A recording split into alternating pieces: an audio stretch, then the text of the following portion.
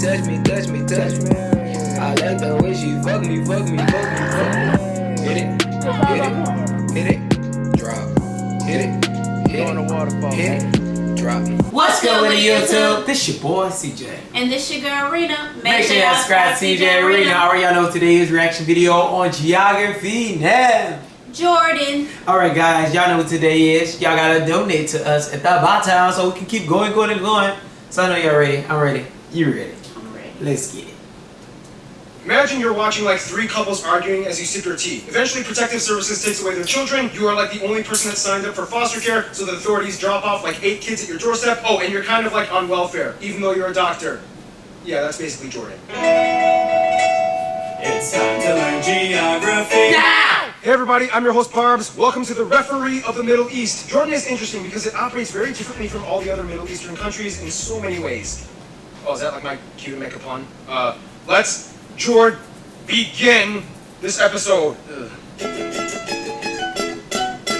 Okay, so I'm gonna be honest. Before writing the script of this episode, all I really knew about Jordan was Petra and Fatet. That stuff Ismail made me try when I visited Saudi Arabia. But after talking to you Jordanian geographers, I have to say I'm pretty excited to make this episode. First of all, Jordan is located in the Middle East, bordered by 4 other countries: Saudi Arabia, Iraq, Syria, and Israel, as well as the Palestinian West Bank areas along the Jordan River. And they have a small coast along the Gulf of Aqaba, named after the town that borders it. Right across the narrow coast of Israel's Eilat, the country is divided into 12 governorates, split into North, Central, and South regions. And the capital and largest city is Amman, located in the center, which by the way was the same place as the ancient city of Philadelphia when the Greeks ruled over it, making it one of the oldest continuously inhabited cities in the world. The largest cities after Amman are Zarqa and Irbid, with the busiest airports being the 2 international ones, Amman Queen Alia International and Aqaba's King Hussein International, with Amman Civil Airport taking in 3rd place. Most of Jordan's current borders were pretty much the byproduct of European colonialism back when it was under the British as the Emirate of Transjordan. The only difference is that now the border extends with the Israeli-controlled disputed Golan Heights area with the Yarmouk River as well as with Syria. And Iraq took a small chunk of the eastern border and built the Ruwashid Air Base, which is now abandoned and being reclaimed by the desert once again. Hey, there's a challenge for you extreme globetrotters. See if you can find a way to trek out to this place. Even though Jordan and Saudi Arabia have an open border policy, back in the 60s they did a little bit of land swapping. The border is totally demarcated with bold trenches, literally cutting through rock canyons and dry desert valleys. With Syria, it's a little complicated. In the populated areas, the borders are bold. They even have a free joint industrial zone shared between the two. But the further east you go into the Syrian desert, the border just kind of disappears and is left for anyone crazy enough to wander into the desolate no man's land to, I guess, cross if they want to. But yeah, you gotta be crazy to do that. The vast majority of people live in the northwest due to its more suitable climate and arable land. Otherwise, the cool thing is that Jordan actually has a ton of historical background. Lots of places being preserved in places of interest, such as Jerash, Ajloun, Montreal, the Karak Castles, the Roman Amphitheater, Amman Citadel, Ad-Dir, the Mayin Hot Springs, the Madaba Map Church, Qasr Amra,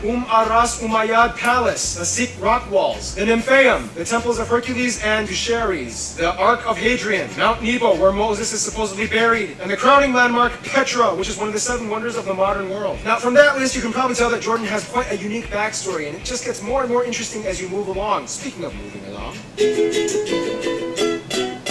Now here's where things get a little difficult. Although beautiful sights abound, in terms of resources, Jordan kind of doesn't really have much going for them. First of all, Jordan lies at the crossroads between 3 continents in the easternmost parts of the region known as the Levant, or the areas closest to the Mediterranean in the Middle East. The country is basically divided into 3 main regions: north, south, and west. The majority of the land lies on a plateau within the Syrian and Arabian deserts, flanking the east and south, loaded with dry basins and riverbeds that collect water in seasonal winter rains, which evaporate shortly after. Like seriously, if you look at the satellite images of Jordan, the entire desert is like scribbled with infinite amounts of dried up drainage network estuaries, indicating that at one point Jordan had a lot of water. Otherwise, in the west you have the Jordanian highlands, where you can find the highest peak, Jabal Ad-Dami, located in Jordan's top natural landmark, the famous World Heritage Site, Wadi Rum, which is basically Mars on Earth. No, seriously, they even filmed The Martian in this desert. Which, by the way, have you guys noticed Matt Damon always makes movie posters with text over his face? Like, what's up with that, dude? Can you, like, maybe establish more of a context or setting? Sorry, off topic. Moving on. The highlands go all all the way up to the largest lake, the Dead Sea, the lowest point on earth, up to 9 times saltier than any ocean, shared with Israel, which is fed into the longest river, the Jordan River, which completes the rest of the western border. The only lush and arable land that they have is in the northwest, just along the tri-point of Israel and the Israeli-controlled disputed Golan Heights area and Syria. This is the only area where you can find forests, grasses, farms, and sufficient precipitation in the form of both rain and, yes, even snow. Now here's the unfortunate aspect. Jordan is one of the 3 least oil-producing countries in the Middle East, the other 2 being Israel and Lebanon. Technically, you could also include Afghanistan and Cyprus to this list if you consider them Middle East, but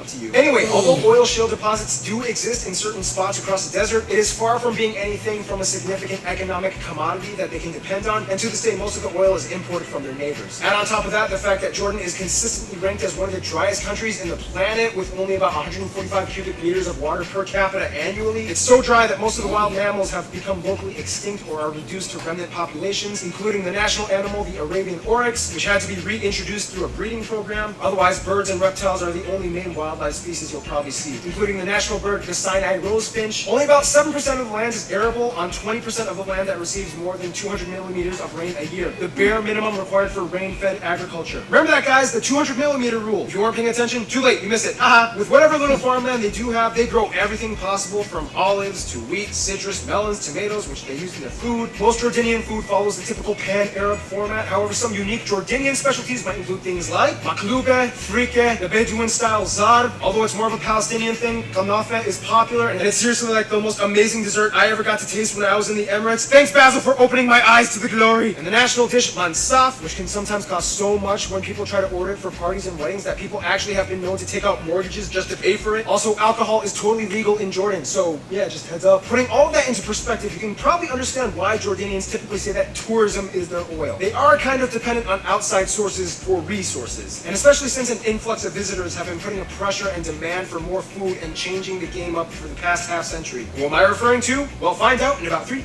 2, 1.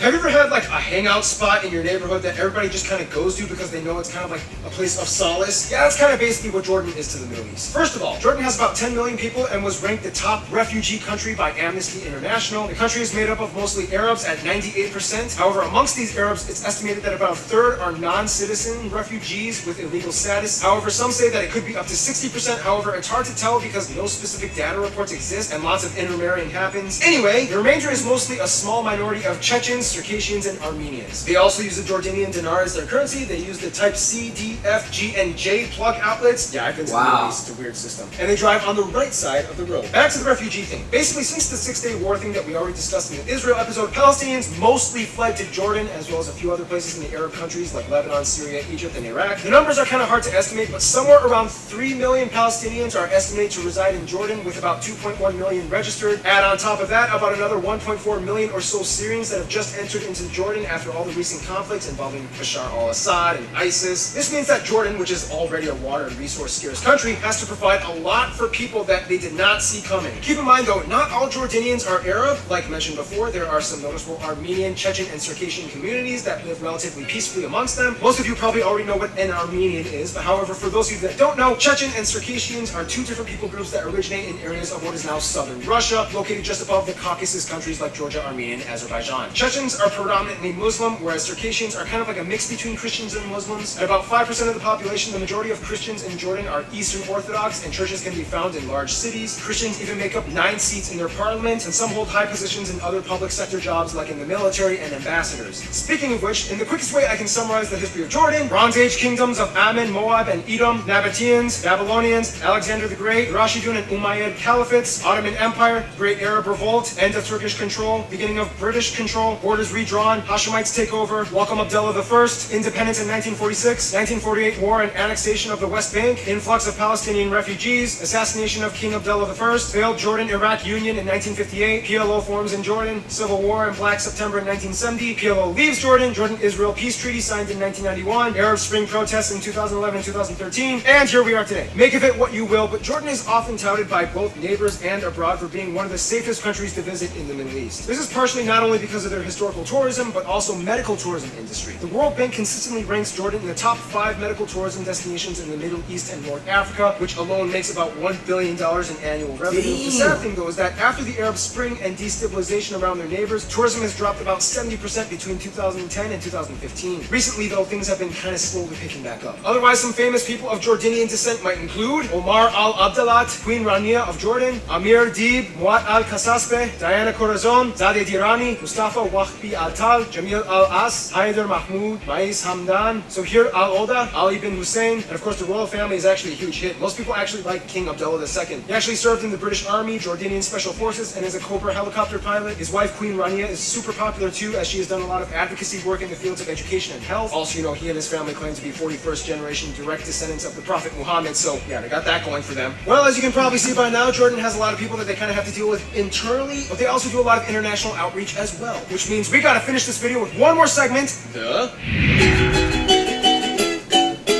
Sometimes you want to go where everybody knows your name, and they're always glad you came. You want to go where you can see troubles are all the same. You want to go where everybody knows your name. And to the Arab world, that's Jordan. First of all, the US and UK still have close ties. The biggest US embassy in the Middle East is in Amman, and they are the second largest receiver of aid after Israel. King Abdullah II's mother was British, and many of the royal family has studied abroad in the UK. As a founding member of the Arab League, they, of course, no shocker, get along with most of their fellow Arabs. Egypt is a close friend. The majority of foreign workers come from there, and Iraq supplies Jordan with most of their fuel needs. Saudi Arabia treats Jordan kind of like a sidekick, knowing that they will always trust them and know that they can be loyal. Whereas the UAE is like Saudi Arabia's hot, rich sister that Jordan totally has a crush on. So he hopes to get close to her by befriending Saudi Arabia. However, their best friend would probably be Palestine. Jordan is pretty much the only country in the Middle East in which Palestinian refugees have a real chance at integrating and becoming Jordanian citizens, which unfortunately isn't really the case with other countries with Palestinian refugees. Jordan once took over the West Bank until the Six-Day War, and since then Palestinians have been supported and intermarrying Jordanians for decades, like the Queen. In conclusion, if the Middle East was a body, Jordan would kind of be like the liver, acting as like a safety net filtration system, surrounded by drama on every side, and it's their job to kind of process and reorganize everything with whatever little resources they have left. Stay tuned! Kazakhstan is coming up next.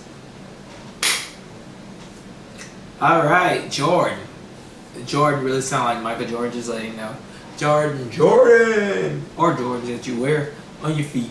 But, Still Michael Jordan. yeah, but it's Michael Jordans is not Jordans that you wear. He created them. He created them, but it's not Jordan. Jordan is Jordan. So, okay, it's like we're getting off subject. Yes, this video is actually entertaining. Very different from different like borders and stuff that they have. If you could just walk across the border, that's kind of weird if it goes into the desert and you know what part is what. It's like you will die there. Yeah, you would definitely die there You trying. will never find water. Yeah, that's not.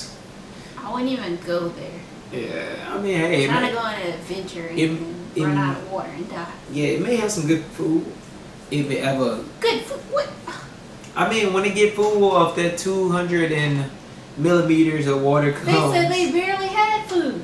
Well, yeah, 200 millimeters of water to help grow something. Maybe it's good stuff. I don't know. But yeah, I mean, hey, it was pretty nice. It was pretty cool. I mean, you may not want to go there, but it was pretty nice. So guys, make sure y'all check this video out in the description below, comment below, and also donate below. And y'all see what's coming? Our baby. Go ahead, talk, baby. All right, I heard you. Y'all heard her. Yeah. Okay, yeah, all right. Oh yeah, you can talk now. Make sure you guys subscribe to CJ and Rina. Like always, guys. Peace. Bye. I like the way she touch me, touch me, touch me, touch me. I like the way she fuck me, fuck me, fuck me, fuck me. Hit it, hit it, hit it, drop. Hit it, hit it, hit it, drop.